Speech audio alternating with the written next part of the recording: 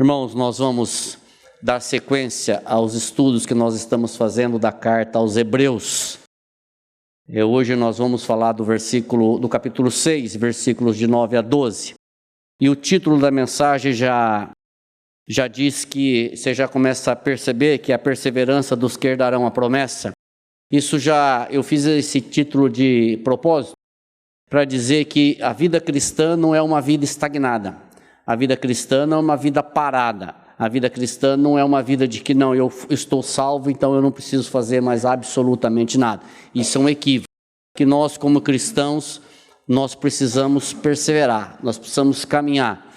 Eu acho interessante uma ilustração que o Augusto Nicodemos fala, que a vida cristã é o seguinte: se você subir numa bicicleta e você não pedalar, você cai. Então a vida cristã é justamente isso, é alimentando, é perseverando, é buscando o Senhor, é orando, e o Senhor vai nos alimentando, vai incomodando os nossos corações. Não há final neste processo. Nenhum de nós podemos chegar e dizer assim: eu já sei tudo do Senhor, eu já sei tudo da palavra, eu já sei tudo de Cristo, o meu relacionamento com o Senhor é tamanho que eu não preciso de mais nada. Ninguém pode fazer isso, porque não existe um final nisso. O final vai ser só o dia que o Senhor voltar. Só para a gente recapitular aqui, aqueles que não acompanharam, a carta aos Hebreus, ela é uma advertência. No final do livro de Hebreus, a gente vê que o autor diz assim: esta é uma carta de advertência. Então, ali são alguns capítulos que o autor, que nós não sabemos quem escreveu, ele faz uma advertência para aqueles irmãos que estavam no judaísmo e abraçaram e foram convertidos e agora está no cristianismo. Eles no judaísmo, eles não tinham todas aquelas perseguições. Agora, no cristianismo, a salvação pela graça, a vida com Cristo, eles estavam sendo extremamente perseguidos, a ponto de alguns já terem sido mortos por causa do cristianismo, outros terem perdido as suas casas, os seus bens, as suas famílias, e alguns deles já tinham voltado para o judaísmo. E a carta é escrita justamente para aqueles que ainda não tinham voltado, mas estavam dizendo: puxa, será que realmente ser cristão é isso aqui? E o autor está dizendo: fique firme, persevera, não volte atrás, porque não há nada melhor do que Cristo. Fique firmes, a perseguição é grande, mas haverá vitória, há uma promessa, e aqueles que perseverarem até o fim herdarão essa promessa. Então a carta ela se desenrola em cima, resumidamente, disso, e nós vamos falar a respeito desse tema agora, que é a perseverança dos que herdarão a promessa. É no capítulo 6, do versículo 9 ao 12, eu vou projetar os textos aqui, mas você pode acompanhar aí na tua Bíblia.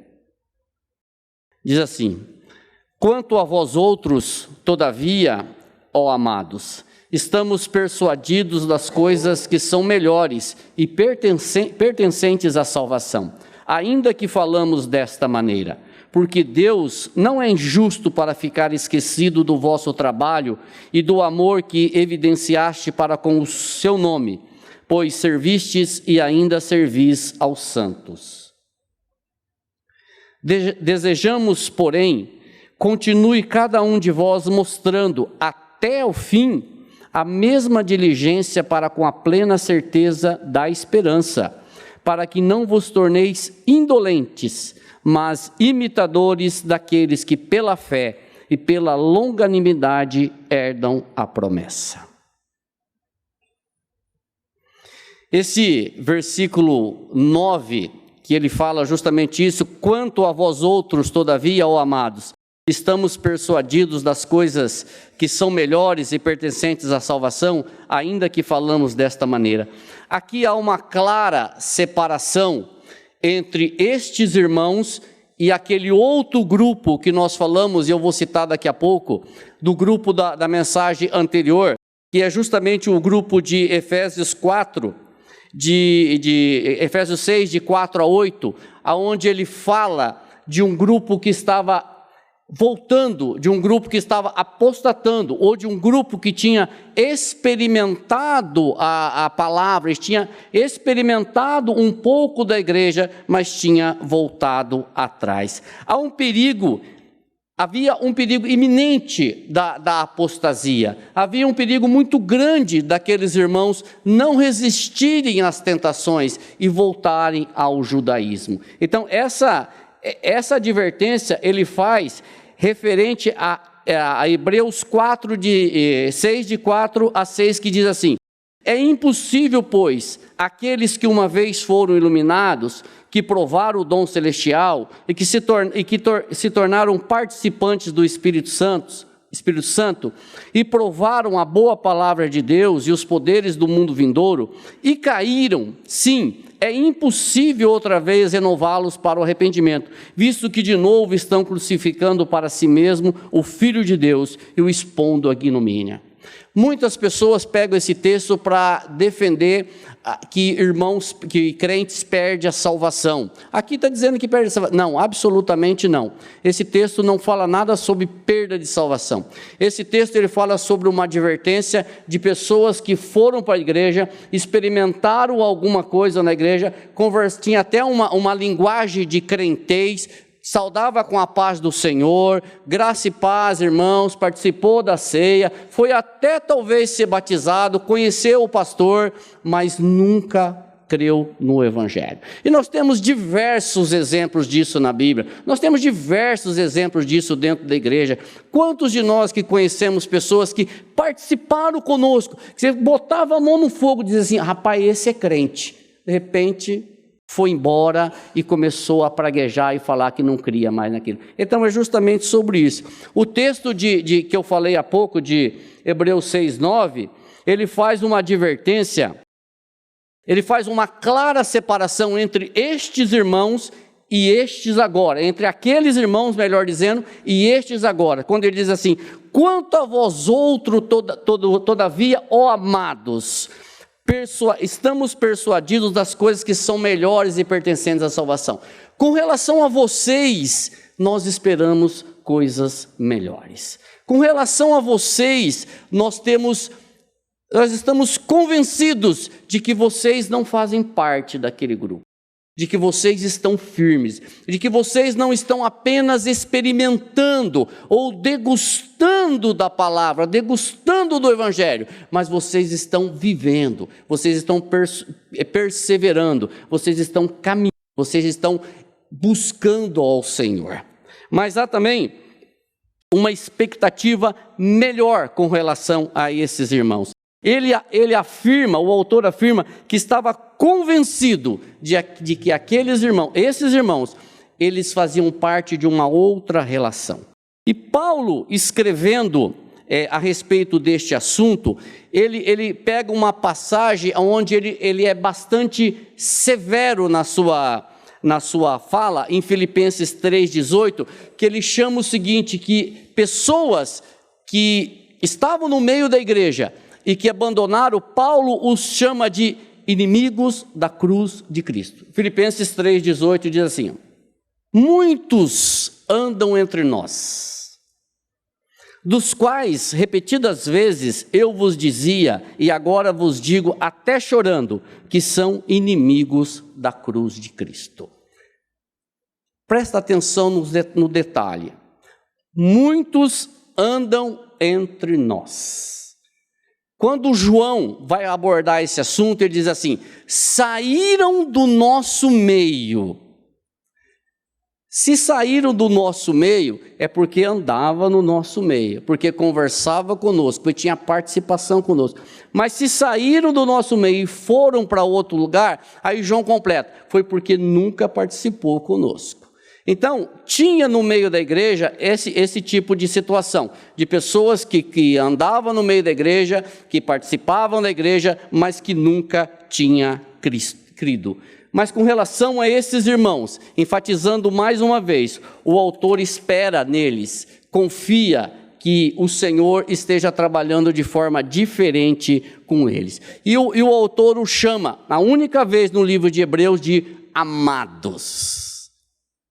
Amados, que palavra maravilhosa. Estamos persuadidos de vocês, ó amados. Esse amados parece tão simples, mas não é. Esse amados, ele vem justamente para fazer essa diferença que eu disse para vocês, entre aqueles que experimentaram e foram embora e este grupo que está perseverando e que o autor está persuadido de que, com relação a este grupo, ele espera coisas melhores. E este, amados, ele faz mais uma separação. Se você pegar no versículo, no texto passado, Hebreus 6, acho que 9 ou 10, ele faz uma analogia da terra. A terra que produz erva fértil e a terra que produz espinhos e abrolhos. Este, amado, é justamente a diferença entre aquela terra que produzia espinhos e abrolhos e a terra que produz erva fértil. Aí eu pergunto para nós, e eu me incluo nessa, que tipo de terra que nós somos? Que tipo de terra que eu sou? Eu produzo espinhos e abrolhos ou eu produzo erva fértil? Que grupo que eu pertenço? A esses que o autor está dizendo, olha, cuidado que esse experimentou, mas nunca creu? Ou o Senhor pode dizer assim para mim, com relação a você, eu estou confiante de que daí vai sair coisa melhor. Havia algo melhor do que voltar atrás, irmãos. Havia algo melhor do que voltar atrás. Havia uma promessa feita. Uma promessa, e essa promessa, o Marco leu aqui o texto de João, que ele fala de Tomé. No final, aqueles que virão a crer pela minha palavra ou pelo meu nome. Nós estávamos estudando na quinta-feira a oração de Jesus Cristo em João 17, que fala também sobre isso. Aqueles que virão a crer através do meu nome. Há uma promessa para o povo de Deus, de morar num local diferente. Queridos, nós somos peregrinos numa terra. Nós não temos moradas aqui. Nós estamos de passagem aqui. Aqueles que verdadeiramente crêem no Senhor. Há uma promessa feita, e no próximo estudo eu vou falar sobre isso. Não é uma promessa feita por mim, Márcia, não é uma promessa feita por você, porque a minha promessa e a tua promessa, irmão, é falha. Eu e você, nós prometemos e às vezes nós não cumprimos. É uma promessa feita por um Deus que não muda. É uma promessa feita por um Deus que não falha. É uma promessa feita por um Deus que não acorda segunda-feira de mau humor. É uma promessa feita por um Deus que não se altera. É uma promessa feita por um Deus que não faz o seguinte, sabe aquela promessa que eu fiz para o seu irmão? Eu mudei ontem. Não, é uma promessa eterna, é fidedigna, é real. É a promessa de que nós vamos morar com Ele para sempre, na vida eterna. Paulo fala alguma coisa assim, que se nós tivéssemos um pouquinho de noção do que tem preparado para nós, todas essas dificuldades aqui, elas é momentâneo. Falamos isso quinta-feira. Todos esses problemas que nós passamos aqui são momentâneos, são passageiros. Só que às vezes nós damos mais valor às coisas temporais, passageiras, do que às eternas. Há uma esperança, irmãos. Há uma esperança. Só que a vida do cristão, a minha vida e a sua vida, se você crê verdadeiramente, não é uma vida parada, não é uma vida cristã estática, não é uma vida cristã sem propósito, é uma vida cristã que persevera, que caminha, que busca o Senhor, que ama o Senhor a ponto de se relacionar com Ele constantemente. Constantemente, essa é a vida nossa como cristãos. E é interessante que essa advertência, ela soa do tipo assim, vigiai e orai. Essa advertência, ela soa ainda como não vos conformeis com este mundo. É uma advertência que quando a gente olha para o Evangelho, aquela passagem de quando Jesus está à mesa, e aí ele fala assim, olha, eu escolhi vocês, todos, vocês 12 eu escolhi, mas um de vocês vai me trair. Você imagina como que os apóstolos receberam essa passagem? Vocês 12 eu escolhi, mas um de vocês vai me trair. Qual é o efeito que causou essa fala de Jesus? Senhor, sou eu? Por um acaso sou eu, Senhor? Eu não quero ser o traidor. Eu não quero, Senhor, ser o traidor. gerou esse efeito? É justamente isso. O efeito de que nós precisamos estar vigiando. O efeito de que nós precisamos não nos conformar com este mundo, mas transformá-lo pela renovação da nossa mente, para que experimentemos a boa, agradável e perfeita vontade do Pai. Vou fazer uma pergunta para vocês. A tua oração muda a vontade de Deus? Não. Não. Jamais que a minha oração muda a vontade de Deus.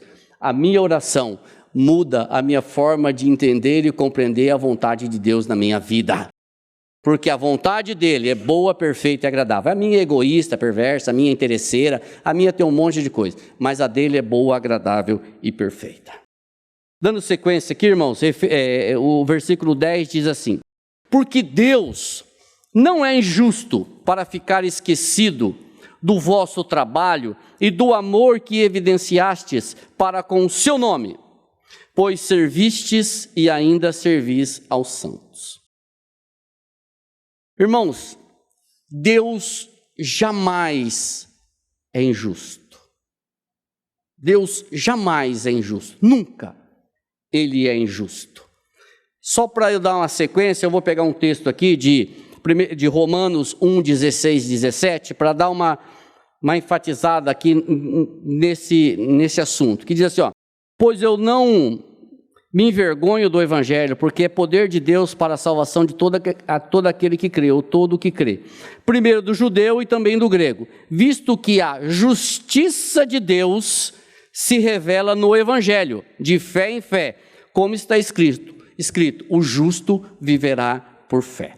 Se nós pegarmos este versículo aqui, 6:10, isoladamente, eu vou dizer para você que a salvação é por obras. Vamos ler de novo o versículo.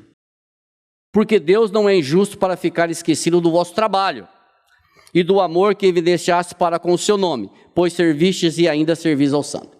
Se nós pegarmos esse versículo aqui, totalmente isolado, por isso que a gente tem falado. Irmãos, quando nós vamos ler a Bíblia, não leia um versículo, leia o contexto. Porque se nós pegarmos um versículo isolado, nós vamos compreender a Bíblia isoladamente, e muito perigoso isso. Se nós pegarmos esse versículo aqui isolado, vai parecer que a salvação é por obras. Mas, de forma nenhuma, a salvação nunca foi por obras. E nunca será por obras. Salvação no Velho Testamento foi pela fé, salvação no Novo Testamento é pela fé. Deus, ele não é injusto, só que a salvação jamais foi e jamais será pelos nossos méritos. A salvação é pela graça e pelos méritos de Cristo, não pelo meu e nem pelo seu. Em toda a Escritura está claramente evidenciado que não existe outra forma de salvação a não ser pela graça e pela misericórdia do Senhor. Pois é, o fato de Deus prometer recompensar as obras depende da promessa graciosa pela qual Ele nos adota como filho, bem como nos reconcilia consigo mesmo. Queridos, há alguma dúvida em nós de saber que nós éramos inimigos de Deus? Alguém tem dúvida de que você era um inimigo de Deus? Nós não temos dúvida nenhuma de que quando nós nascemos, nós já nascemos em pecado. Nós não nos tornamos pecadores no decorrer da nossa vida. Nós nascemos em pecado. E como nós nascemos em pecado e pecadores, nós éramos por natureza, Efésios 2, nós éramos por natureza inimigos de Deus. Nós fazíamos tudo o que estava na nossa mente, no nosso pensamento, na nossa carne, e nós éramos por natureza filhos da ira. O Marco pregou aqui 1 ou 2 domingos passados, filhos do diabo. Chega a arrepiar quando a gente ouve um negócio desse, entendeu? Chega a dar um frio na barriga, porque nós aprendemos que todos nós somos filhos de Deus. Não é verdade. Nós nascemos filhos da ira. Eu falei isso aqui já, só que quando você chega no versículo 4 de Efésios 2, você tem um suspiro, porque diz: mas Deus, que é rico em misericórdia. Irmãos queridos, se não fosse a mão do Senhor nos resgatar, se não fosse o Espírito Santo colocar sementinha ali no nosso coração, converter os nossos corações a Ele, nós ainda estávamos caminhando dos nossos pecados. Nós ainda estávamos servindo o inimigo, nós ainda estávamos achando que nós somos bonzinhos. Queridos, olha para mim como que eu sou bonzinho. Não, nós não somos bonzinhos. O Senhor teve misericórdia de mim e de você. Por isso que nós não somos salvos por obras, nós somos salvos pela graça do Senhor, pela misericórdia do Senhor.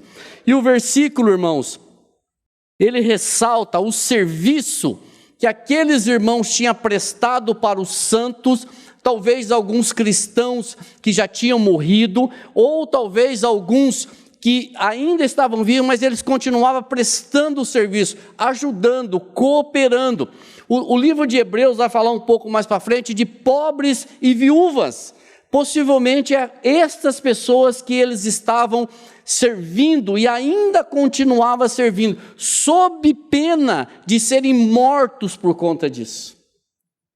Porque se o judaísmo pegasse eles como cristãos, eles já eram perseguidos, eles poderiam morrer por conta deste serviço.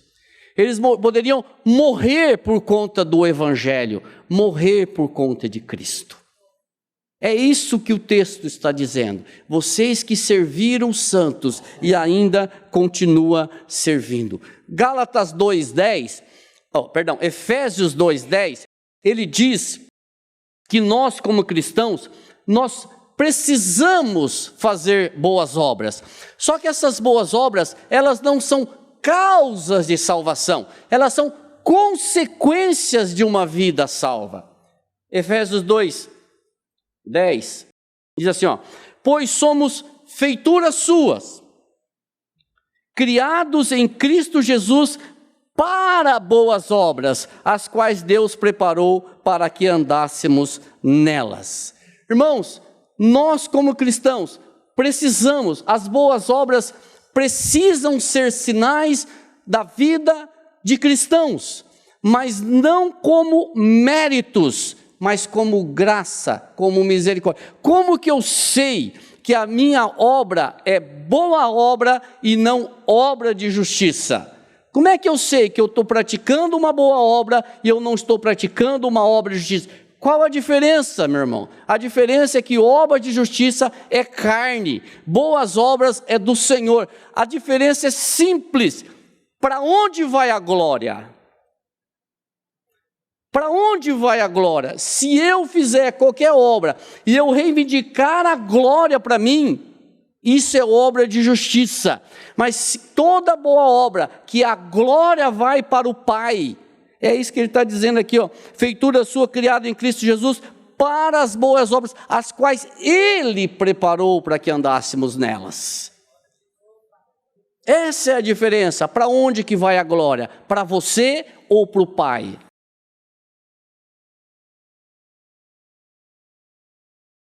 Pois é, nós concluímos então, irmãos, neste versículo, que Deus não está quitando nenhuma dívida para com o homem. Ele não está quitando uma dívida para nós aqui. Não há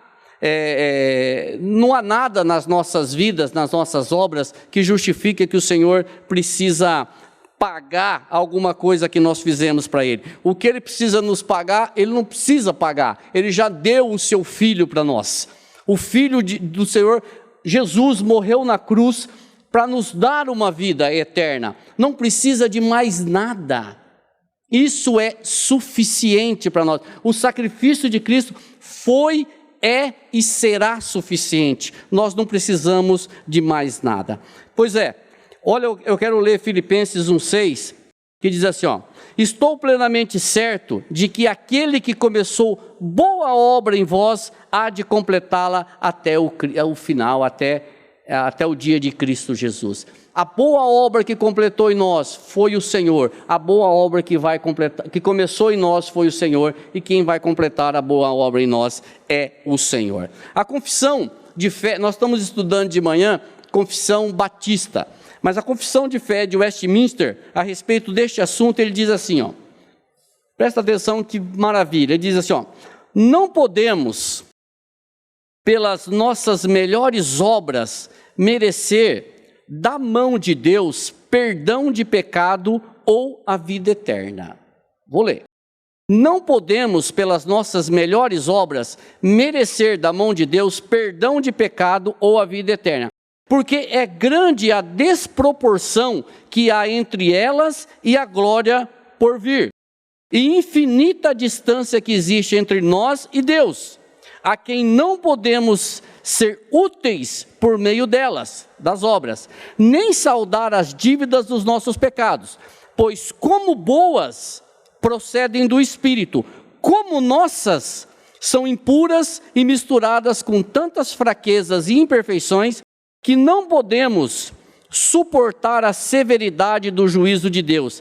Assim, depois que tivermos feito tudo quanto podemos, cumprimos tão somente o nosso dever e somos servos inúteis. É difícil a gente ver uma coisa dessa, né? Você, depois que nós fizermos tudo, aí eu falo, bom, agora eu sou o cara. Não, aí você é um servo inútil. Entendeu? Depois que você fizer tudo, aí você enche o peito e diz, você continua sendo um servo inútil. Porque é isso que nós somos, servos inúteis.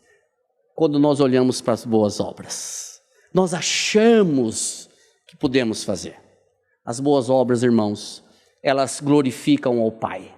Elas são obras que seguem o cristão.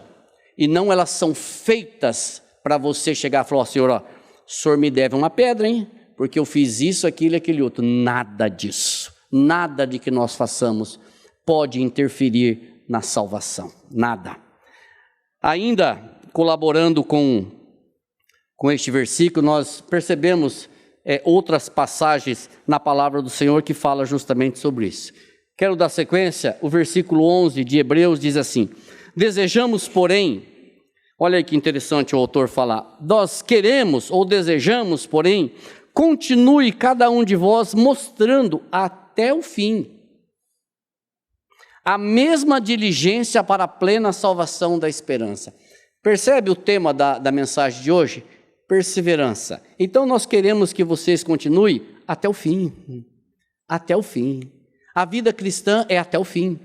A vida cristã não começa no sábado de manhã e termina no domingo à noite. Você já ouviu essa frase dizendo assim, ó, eu vou no domingo encher minhas baterias, porque aí eu vou gastar durante a semana. Ah, é? Sua bateria vai desvaziar às 10 horas da noite no domingo. Porque a vida cristã, ela não tem interrupção. Eu não vou domingo me encher do evangelho e esvazio. Segunda, terça, quarta, quinta, sexta, sábado, domingo. A vida cristã, irmãos, é perseverança. A vida cristã é contínua. A vida cristã é relacionamento. A vida cristã é nós com o Senhor, a cada dia, e buscando, e clamando, e lendo a palavra dEle, e clamando que o Senhor nos ajude, que o Espírito Santo nos ajude. E quanto mais nós fizemos isso, mais porretada a gente toma, mais problemas vêm. Eu estava falando esse dia, quando a gente pede, Senhor, eu preciso de esperança, lá vem provação. Não é verdade? Senhor, me dá paz, lá vem tribulação. É desse jeito. Como que o Senhor aperfeiçoou? Como que Ele molda o caráter de Cristo em nós? É só nos dando coisa boa? Não. A Bíblia diz no próprio livro de Hebreus que o Filho aprendeu pelo que sofreu.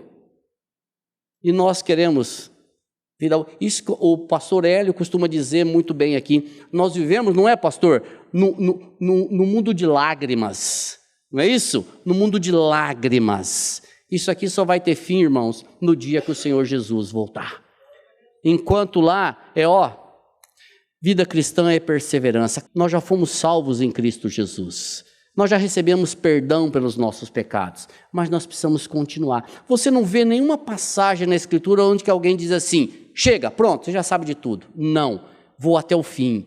Perseverar, aquele que pensa estar em pé, cuide para que não caia, persevere, busque o Senhor até o fim, continue, vai, porque o Senhor um dia vai voltar e aí nós vamos estar com Ele para todo o sempre.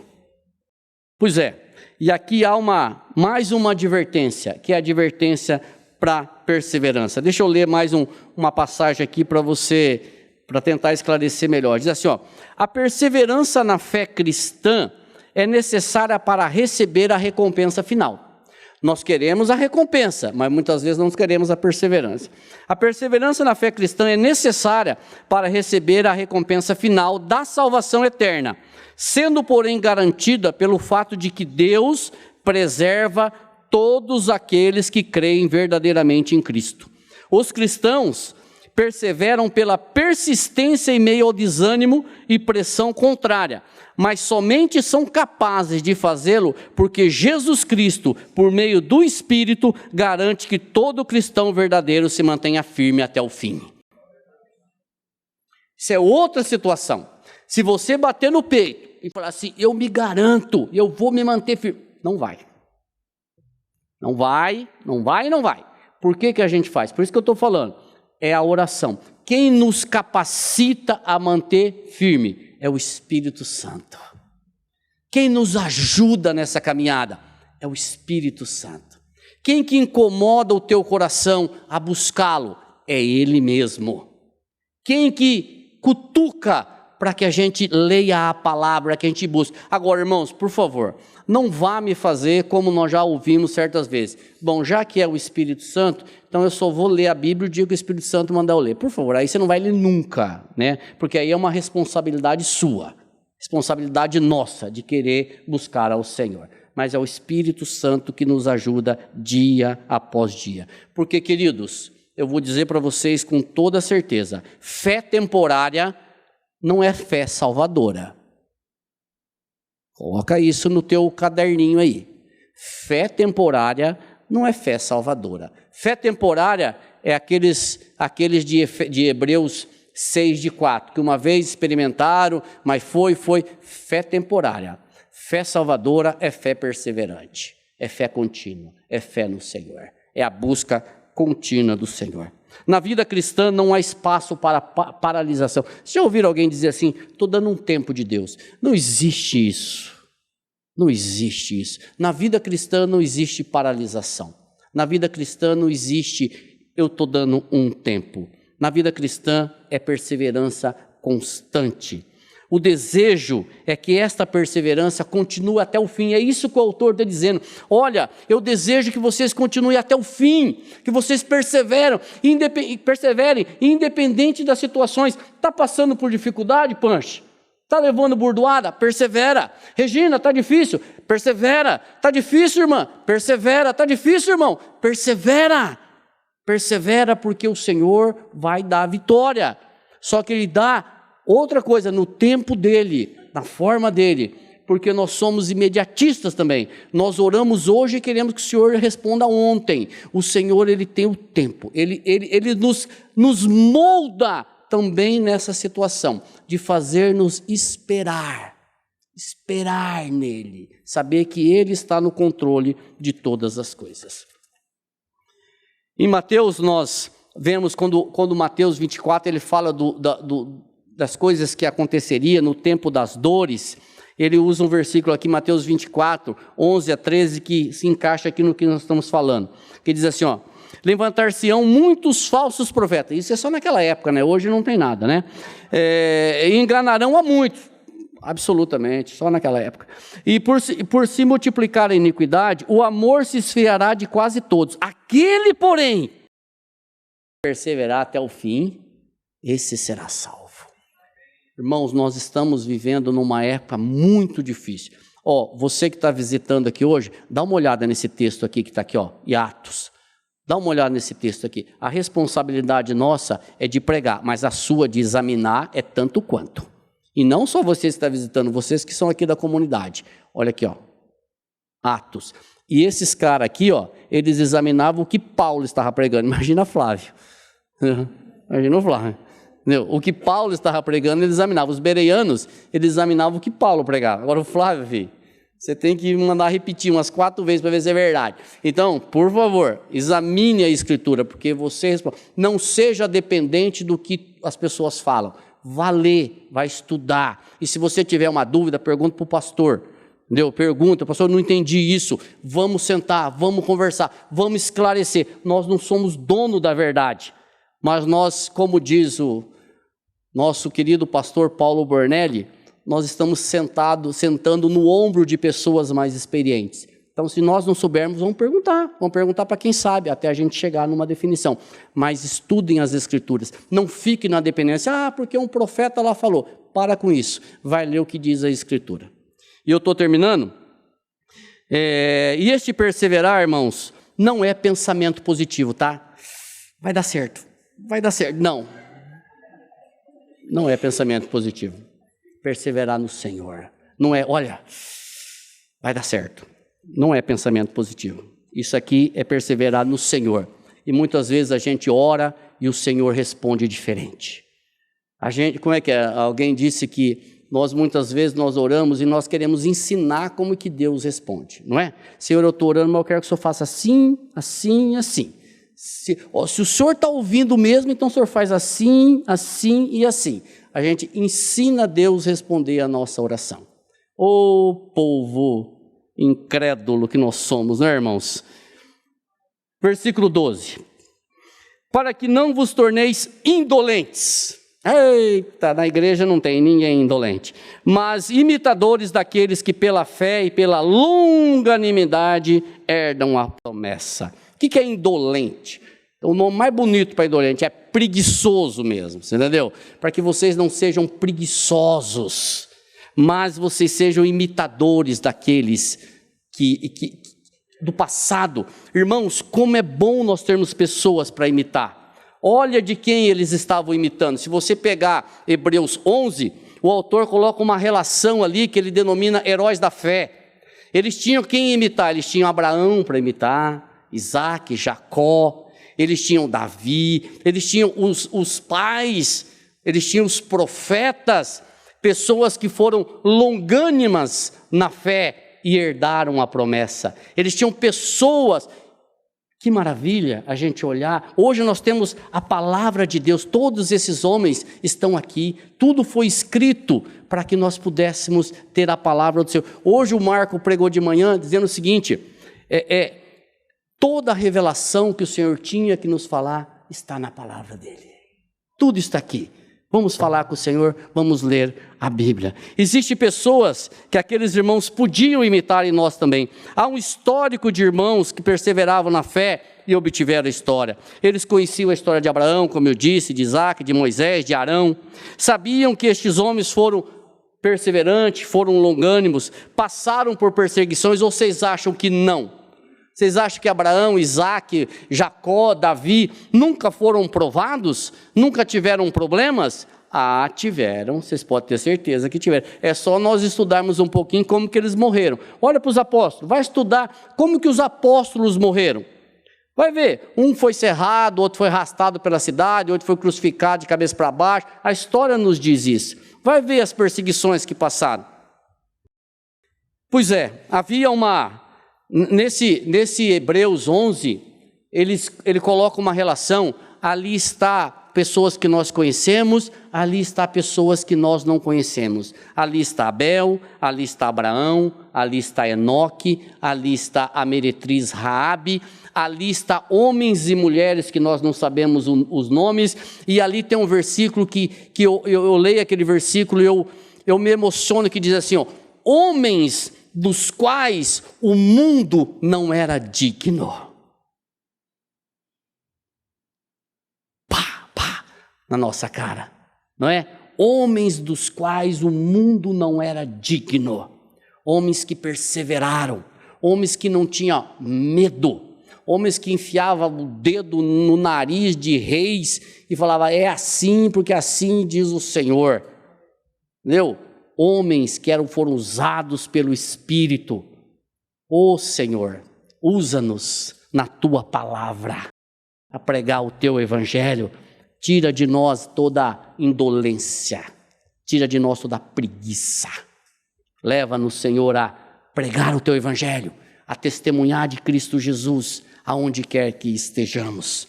Há uma Nós estamos estudando um livro do A.W. Pink, que diz assim, enriquecendo-se com as Escrituras, e ele faz uma palavra fantástica, que se encaixa perfeitamente aqui no nosso estudo, que ele diz assim, se não houvesse promessa, não haveria fé.